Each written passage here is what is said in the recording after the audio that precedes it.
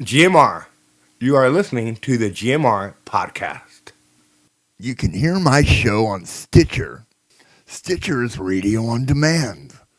Download the free app today. Listen anytime, anywhere. Stitcher is an award-winning free app that lets you listen to all your favorite shows, plus discover from 20,000 news, entertainment, and sports shows. Create custom playlists. Rate and review the GMR Podcast on Stitcher. Available on iOS, Android, Nook, and iPad. And over 4 million car dashboards. On demand and on the go. No downloading, no syncing, no wasted memory. Stream your favorite podcast. Don't have Stitcher?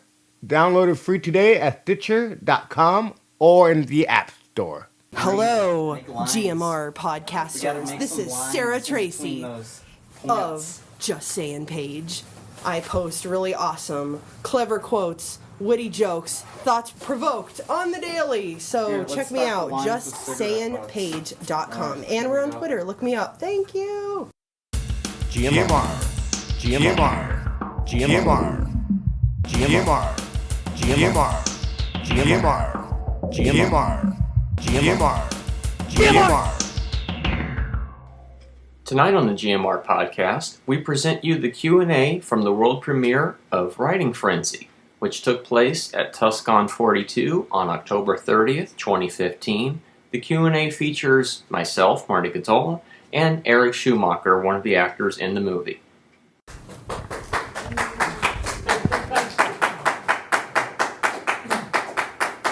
So thank you for those of you who were here for the screening. This was made, when did we shoot this? Well, we shot this in, February of 09. 09.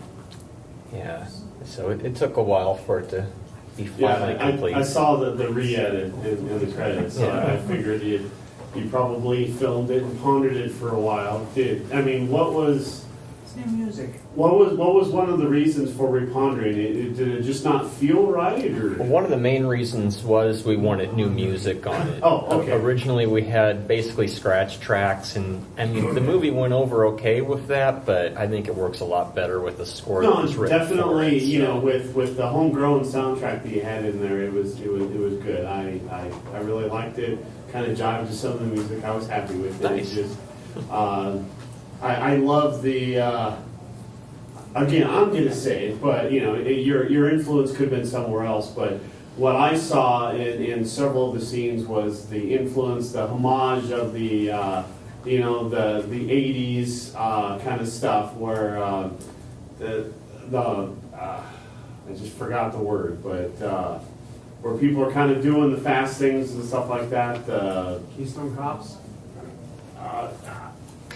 Never mind. I know what I wanted to say, but my brain's gone at the moment. So I was raised on the 80s. Yes, but I could definitely. I saw the 80s influence in that. I saw a lot of that. I saw kind of the Shakespeare kind of the Porter kind of the comic relief that you had. I saw that several characters had that. So I thought initially when it started out, I was like, yeah, I could tell this was an independent film, some homegrown. I could see it, and I could see the influence of it. But then you guys did some different character interactions. So you got a little bit of character development, and kind of, you didn't have to go back and see all the characters' background. You kind of got a little bit of interaction, so you kind of get a little bit of feel of the characters. I like how you did that, too. So the writing was well put together on that, so I appreciate that. Oh, thank you. Anybody else? Anything? I kept expecting Stephen Fry to come in through the door, take a look, and say, close. Hugh Laurie just kept popping up all the time. Yeah, he does look a lot like him, doesn't he? Jonathan, who played Yeah. But I liked it that way. Yeah, he had a nice flavor to the whole thing. We hadn't originally planned to put anybody British in that part, but he was just the best one that auditioned, so I think it added a little more to it. Ended, so all I can say is the credits, they look good. Thank you. I had nothing to do with the credits except being in it. I liked it as a very nice sequel to Comic Book Diaries, which is one of my favorite independent films. I truly do enjoy Comic Book Diaries. Wow. It's one of my That's favorites. nice. That is good to hear. And I love the characters, and coming to know one of the performers from the film, it's kind of it puts a different slant on it now that I know one of the actors from the film.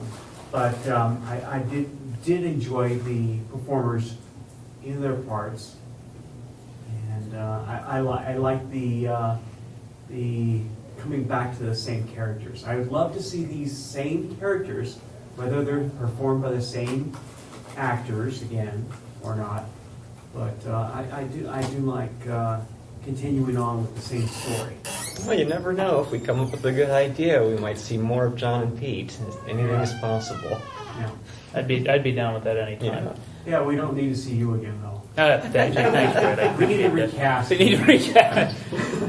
No, actually, I do want to say one thing about one of the cast members, though. Shortly after we finished the production, Reb Moorhead, who played the bum in the film, passed away. Yeah. And I only got to work with him very briefly. In That was maybe 3 days. He yeah, was with us. yeah, and but he was just a really good soul and was very experienced. He had a huge long resume, and just a really interesting guy who owned that role. I mean, he really, he sold that. You saw him staggering out of the limo at the end and everything. I actually thought he was about to fall over when we were shooting it, and then he was fine. So really, just a great guy to work with, and that was very sad. But I overall had a really lovely experience shooting this. This was maybe the third production that I was involved in from the time I moved to Southern Arizona. I think we shot this in a couple of weeks, wasn't it? It was about 21 days, something Yeah. like that. So it was a 13 days. It was 13 days. a lot of long hours and just a lovely group of people. And being geek, it was wonderful for me to shoot a film in a real live active comic book store because you could take a break and read a comic book. But Can we hear how it was? What was it like working at Charlie's? very good. I mean, Charlie was this was Charlie, a former location of Charlie's Yeah. Comics, which is still in town here. And Charlie was. I think it's a Subway now that. I think so. It Yeah. was originally Fantasy Comics was in that location, and Charlie worked for Fantasy. That's right. Back then. I drove past Fantasy on the way here. I was like, hey, Fantasy. Yeah, he was just Charlie was incredibly accommodating, Oh, and yeah. we, of course, as you know, this was a micro-budget production, so he was doing business during the day while we were shooting. So we would, kind of wait in between customers to the do customer shots comes and so in, on. cut. Yeah, but Charlie stayed with us there till ungodly late every night, letting us finish the day's shoot and.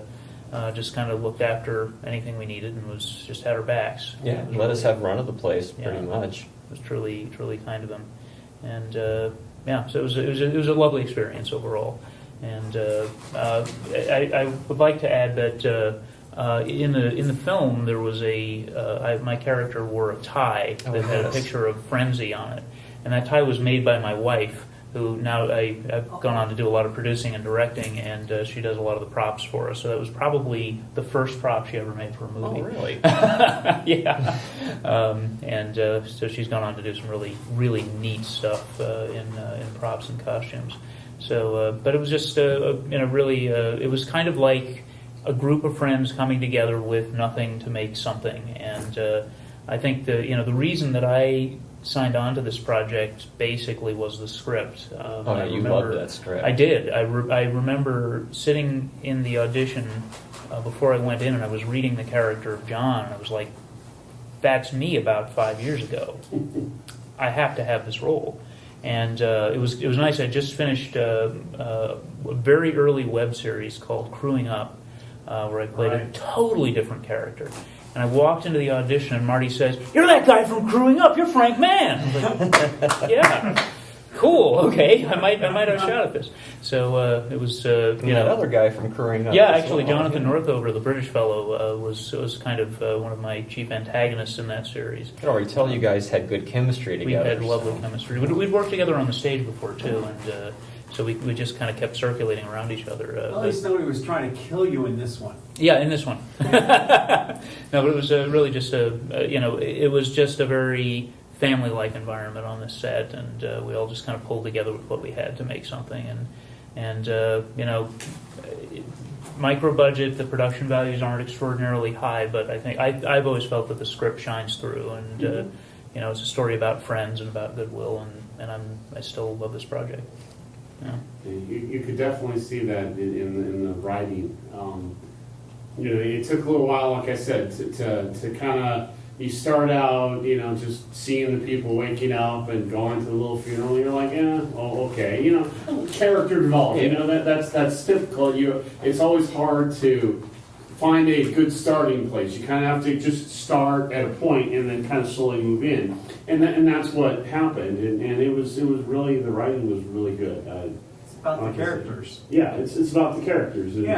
And their development and how they interact with each other and how they bond with each other, the bromance, whatever you want to call that. It formed a really good friendship too with Nate Campbell, who played Pete in the film, and we were actually a lot like those characters. I mean, again, I looked at the script and was like, that guy John is like me 5 years ago, and I'm still pretty uptight. And Nate's like the polar opposite, so we really we were a lot like that off the set as well. You came up with your own handshake. Yeah, we did our own little fancy handshake and stuff. And as a side note, so later to this, I was producing a science fiction web series called John the Alien Interviews, which has been getting bigger and bigger and bigger. That has another character from Crewing Up in it. It does, in fact. And when we were looking for writers for the project, I went to Marty and his writing partner Cliff, and basically convinced everybody else involved in the project that they had to do it because of the script from writing Fren-Zee.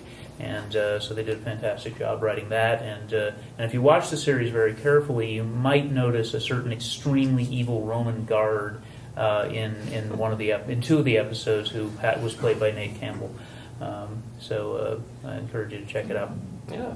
I recently heard there was a tale of how one of the cast members left the set for lunch to go off with their girlfriend. And caused a production issue? One of many. Can I tell this? Yeah, and then I'll tell my version. Oh, well, you tell your version. Okay, good. All sorts of horrible things would happen outside of the set, but if you were in the set, nothing bad happened to you. One day we saw a little kid get hit by a car. Now, he was okay. It was maybe like 1 mile an hour, but we saw this kid just driving around this neighborhood on this little dirt bike. And do you remember this? I don't remember this. It was during the yes, I during do. the Oh, memorial God. Wow, sequence. yeah. So that's just an example of stay on the set. Don't set, go out there. Bad things happen out there. So of course Nate decides to go to the mall for some reason. I don't even remember why they did that. And they locked. They locked themselves out of their car. A friend of his visited the set. I guess he hadn't seen her for a while or something, and he just out of the blue decided he was going to take her for lunch at a nearby mall, and didn't he want her to play Fren-Zee? He was pitching. He was pitching her as Fren-Zee, yeah. And so they went to the mall, and he locked the keys out of the car, and so he was stuck there, and our schedule was way behind and everything. And yet we still managed to get it all done that day. As an aside, Fren-Zee, that's Jillian Corsi.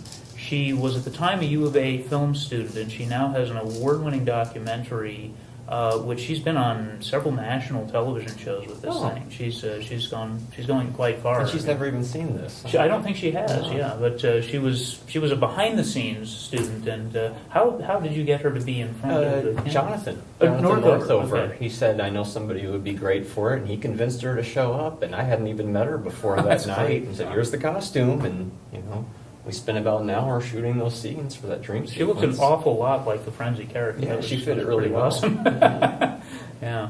And Nick Levine was, of course, Mark Brady, the camera operator of the movie. For the film. Yeah. Also played by somebody else in Comic Book Diaries. Who was the original actor who played Nick Levine? That was Mike Kotis, a friend of mine. Yeah. People who acted in Comic Book Diaries, for the most part, were just friends of mine. who I said, here, read this and get in front of the camera, not really wanting to be actors. For the second one, we decided, let's get some actors who actually want to act. And you can see the difference. Except for my buddy Paul, who was in Comic Book Diaries as Nate's character, Pete, comes back in this one as Ira the agent. Yeah. So we always stick Paul in all of our movies. So. What's your next project? Well, it might be another web show. It could be a movie. We have a couple of scripts in work right now, so we'll just see which one comes to fruition first. I'm hoping something next year. Okay, good. Are you working with any other production company or anything, or? Not right now, no. I'd be open to it. I hear Sealy Studios is looking for good talent. Always. Always. And speaking of that, if you look at the back of your TusCon program guide, there's an ad for a show that has a girl and multiple characters on it, and I directed that. It's a new web series coming out from Sealy Studios coming soon, so stay tuned, and SealyStudios.com is where you'll be able to find it. It's pretty damn... What's the name of it? It's called My Stolen Time Machine.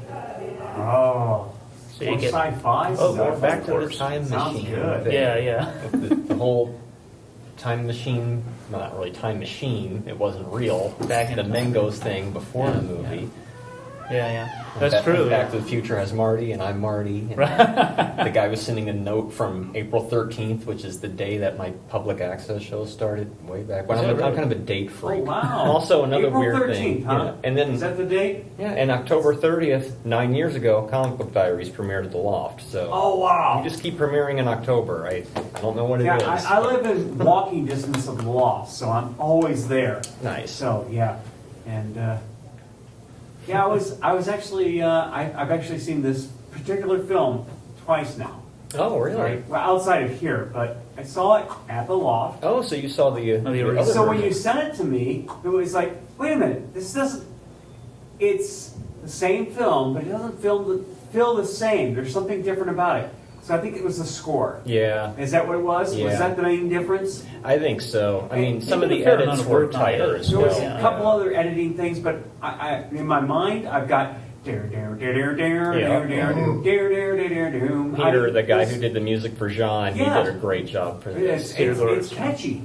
Mm-hmm. And it does give a theme to the characters. What I noticed today is the music really is the creative process. Whenever the music kicks in, they start writing. I'm like, the music is showing the creativity.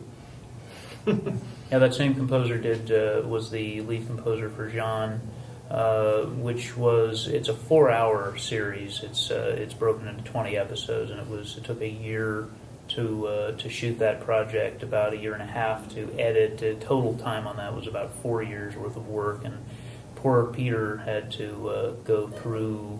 We had invited a bunch of guest musicians onto the show to contribute music, and then he also composed an original theme and original score for various characters and incidentals and so on. And so he did a massive amount of work and truly exceptional music in that series. I had nothing to do with it other than hire the guy, so I'm just proud of it. So then when Marty wanted to redo this, he went straight to Peter. Yeah, because I like what he did on Jean so much. Insanely What's his name? Peter Goritz. Peter Goritz. He's just incredibly versatile. I mean, he can do damn near anything. I'm really impressed with the guy. And so anytime we need music, he's usually my first call. Yeah, I'd definitely work with him again. Mm-hmm. So unless anybody has anything else, I guess should we call it? I'm good. I'm happy. Thanks so much for your comments and thanks for coming. Thank you. The video room is going to be closed for the next few hours. GMR.